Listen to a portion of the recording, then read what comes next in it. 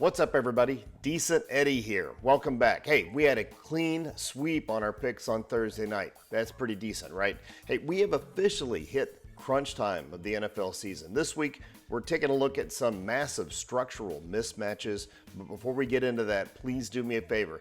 If you value 2 decades of data-driven analysis, hit the like button, subscribe, tap the bell, leave a comment if you want to. Now, for the real talk, even if I've been doing this for around 20 years, please never take my picks or anyone else's on faith alone. I'll give you the data, but you owe it to yourself and your bankroll to do at least the minimum amount of research before you put any of your dollars on the line. All right, ready to dive in? Let's go. Falcons versus Colts. This is a decent Eddie confident pick for the Colts, who have a strong 17.8 differential in my data. I'm hitting about 80% accuracy in this range. Indy is a 6.5 point favorite, with the market giving them a 76% chance to win head-to-head. The over-under is around 48.5 points. You have to trust this spot, especially with the Falcons kind of reeling and the Colts desperate after their turnover-filled loss last time. The key here is the mismatch. The Colts have some of the best rush offense metrics in my data, and they're looking at a Falcons rush defense that is laying pathetic numbers in value over average. Jonathan Taylor is going to roll in Berlin. This mismatch is the structural advantage that we're going to look for. I'm fading the public lean on the Falcons covering and trusting the matchup. I'm taking Colts at 6.5 against the spread, taking the over at 48.5 points because this matchup is just looking too good. I'm taking Colts on the money line here, regardless of the value. Browns versus Jets. Hey, if you're looking for great sushi, by the way, in Manhattan, Sake Bar Hagi on 51st in Midtown, it's amazing stuff. I haven't eaten so much sushi in my life. It was great. Anyway, back to the game. This is a textbook danger pick for the Browns on the money line with a slim 2.0 differential in my data, where I'm honestly fluctuating around 50%. The market has Browns as 2.5 point favorites and are giving the Browns a 56% chance to win here.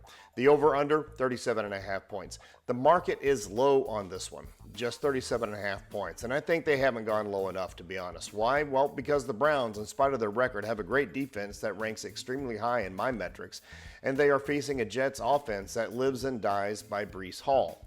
That matchup is a stalemate, guys. Plus, we're getting into the time of year when weather starts to matter, and the forecast for MetLife is a nasty, almost constant 12-mile-an-hour wind with rain. This is usually a killer for any kind of downfield passing. So for the spread, the Browns are appalling against the spread on the road. I'm not paying for a team that cannot travel. So I am taking the Jets at 2.5 against the spread. I'm taking the under 37.5, and I'm calling the money line a no play for you guys. But I'm going to take the Browns for my data tracking. That's what my number says. Saints versus Panthers. This is a decent Eddie confident pick for the Panthers with a 13 differential. I'm hitting a solid 67% in that range. Carolina is a 5.5 point favorite. The market is giving them a 72% implied chance to win. The total is 39.5 points. The matchup tells the story. The Saints offense is absolutely dead last in the league in time of possessions and 27th in offensive value. They are rolling out a new quarterback against a competent Panthers defense. This is an NFC South divisional game, and our strongest over-under trend. These games hit around 58% of the time. On the under, so there's that. But with both offenses being bottom 5 in efficiency, this one is probably going to be a painful game to watch, kind of a slugfest. On the spread, the Panthers are one of the best cover teams in the league. They're at 6-3 against the spread, while the Saints are at 2-7 against the spread. I'm taking the Panthers at 5.5 against the spread on the road. I'm taking the under 39.5 points just because it's going to be a gross game. But keep in mind, my over-unders are trash. So, take that with a grain of salt. I am taking Panthers on the money line with confidence here.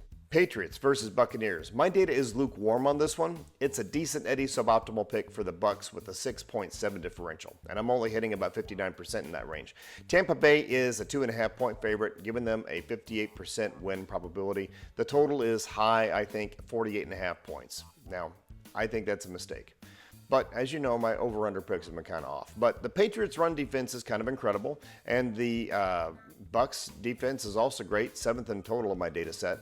This is a game where 7-2 New England is 4-0 against the spread on the road this season, which is an eye-opening situational trend that we probably should trust. The Bucks offense is built on Baker Mayfield's heroics, but the Pats, they've got a rush defense that could force them to abandon their usual plan. However, I am taking the Patriots at 2.5 against the spread because they are fantastic road covers. I am taking the under 48.5 points because the defensive value in this matchup is looking pretty good. I am encouraging caution on the money line for you friends. I'm taking the Buccaneers myself just for the data tracking on the money line. Ravens versus Vikings. This is a decent Eddie suboptimal pick for the Ravens with a 5.2 differential. I'm only hitting 59% in that zone. Baltimore is a 4.5 point favorite with a 70% implied win probability. The total is set at 48.5 points. The Vikings defense is middling in value by my numbers, and the value of the offense for the Ravens is extremely strong. They are coming in well rested off a mini bye. With both defenses struggling against the explosive play lately, and the Ravens better than average offense taking on a sometimes bad, sometimes good Vikings defense, this could be an eye-opening, high-scoring game. However, the Vikings are generally pretty good at home. I'm going to be taking the over 48.5 in this game. I'm going to be taking the Vikings at plus 4.5 against the spread. I think they're going to keep it close. And I'm recommending caution on the money line here. I'm taking Baltimore for my data tracking on the money line for myself. You do whatever. I think you should study up before you do anything on the money line for that game. Bills versus Dolphins. This is a decent Eddie confident pick with a monster 19.5 differential favoring the Bills. The Bills are also 9.5 point favorites, but don't let that spread scare you guys. The Bills have won 7 straight against Miami by an average of 15.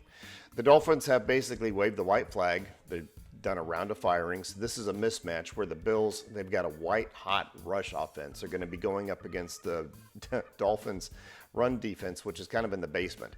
James Cook and Josh Allen, they're going to have a great time here. We also have to respect our divisional trend. At least take a look at it. AFC East games tend to hit the under, but Miami's defense being historically bad right now, Bills seem to be coming into their own after a brief little inconsistent spell. Maybe that's gone. I have to fade the under. I'm taking Bills at 9.5 against the spread versus Miami. I am taking the over 49.5 points because the Bills can put up numbers. I am taking Bills on the money line, naturally. Giants versus Bears in Chicago, the greatest city on earth. And hey, if you're downtown, I recommend the Italian restaurant at Canto near the corner of Monroe and Michigan, right across the street from Millennium Park. It's great. Not sponsored, by the way, not looking for one. This one falls perfectly into the edge. The confident number here is 10.4. I'm a little around 67%. Not bad, not great. You know, it's okay. The Bears money line has my favorite here. The Bears are 4.5 point favorites by the books, and everything points to Chicago covering this number. More on that later. The over-under is 46.5 points. The Giants are a brutal 0-5 straight up on the road this season, and they're missing their biggest playmakers. The key matchup is an absolute massacre. The Bears' run offense, which is averaging almost 150 yards over the last 4 weeks or so, is facing a Giants' run defense that is allowing more than 5 yards per carry. It's like Christmas. Come early for Caleb Williams and DeAndre Swift. While both defenses are ranked poorly in my data, the historical trend for this rivalry is actually under, all right, in the last 5 or 6 meetings. So, you know, given how porous the Giants defense is, I'm kind of fading that trend.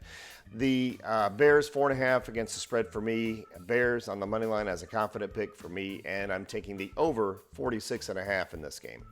Jaguars versus Texans. This is a decent Eddie suboptimal pick for the Jaguars money line. The market has the Jags as 1.5 point favorites. They're giving the Jaguars about a 57% chance to win this game. That aligns with my data. The over-under is 37.5 points, down from 45.5 points. Now that means something, friends. The single most critical factor is that C.J. Stroud is out. This is a complete game changer. Mills' poor performance in relief last week, averaging less than 5 yards per pass, means that we are looking at a very conservative game. The total has absolutely cratered, and that move screams the under. The historical trend is also with us, as the under is 6-1 in the last 7 meetings. I'm taking the Jaguars 1.5 against the spread because they have a massive QB advantage right now, and I'm taking the under 37.5 points. I recommend avoiding the money line per the suboptimal data, but I am taking the Jaguars money line just for my data tracking, all right? Cardinals versus Seahawks. This is a decent Eddie confident pick with a 19-point differential for Seattle in my data. The Seahawks are 6.5-point favorites. The market has given them a 75% chance to win this game. The over/under 46.5. The Seahawks 6-2 against the spread. Can't ignore it, and they've already beaten the Cardinals once. The Cardinals are coming off a Monday night game. They have to travel on a short week. This has blowout potential. The Seahawks defense is strong up front, should silence the Cardinals offense, which already lacks top-end weapons. Darnold is playing great. Seattle is in the top 12% of my scoring offensive metrics. I'm taking Seahawks 6.5 against the spread, taking the over 46.5 because Seattle's offense is too hot right now to ignore. Keep in mind my over-under picks are terrible right now, but anyway, I am taking Seahawks on the money line with confidence. Lions versus Commanders. This is a decent Eddie confident pick for the Lions with a 16.9 differential. The Lions are 8.5-point favorites with an 83% chance to win head-to-head.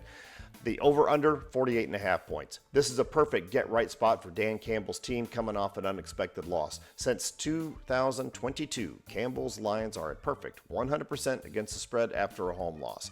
The Commanders are gutted. Jaden Daniels out. Their best corner, Marshawn Lattimore out. Terry McLaurin out. I mean, Jared Goff, who has 17 touchdowns versus only 3 picks, is facing a secondary that has allowed the 5th most passing touchdowns in the league. And they just lost their best player. Look for some Lions players to have career best days, I think. I'm taking the Lions at 8.5 against the spread, taking the over 48.5 points. I'm taking Lions on the money line here without hesitation.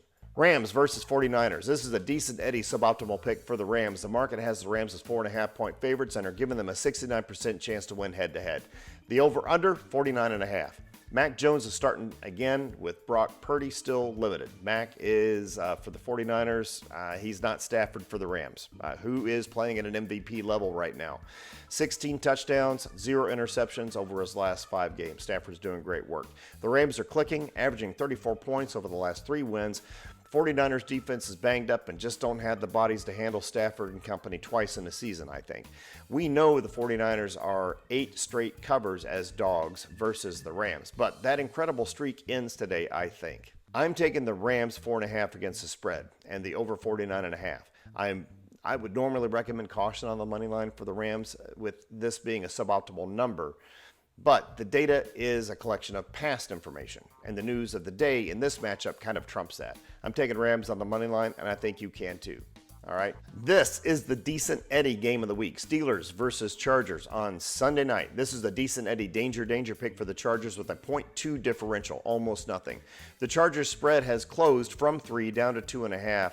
And the market is giving the Chargers a 60% chance to win. The over-under, 44.5. This is a massive spot for the Steelers' defense. The Chargers are now without both of their starting offensive tackles, and the replacement has to start just days after being traded. The Chargers, they were already allowing the highest pressure rate in the league anyway. TJ Watt is probably going to live in the backfield. Historically, the Steelers cover in LA, going 7-1 against the spread in their last 8 road games versus the Chargers. The value is overwhelmingly on the underdog in this one. I'm taking Steelers at 2.5. If you got them at 3, congratulations. Earlier in the week, it shifted. Well done. Good on you.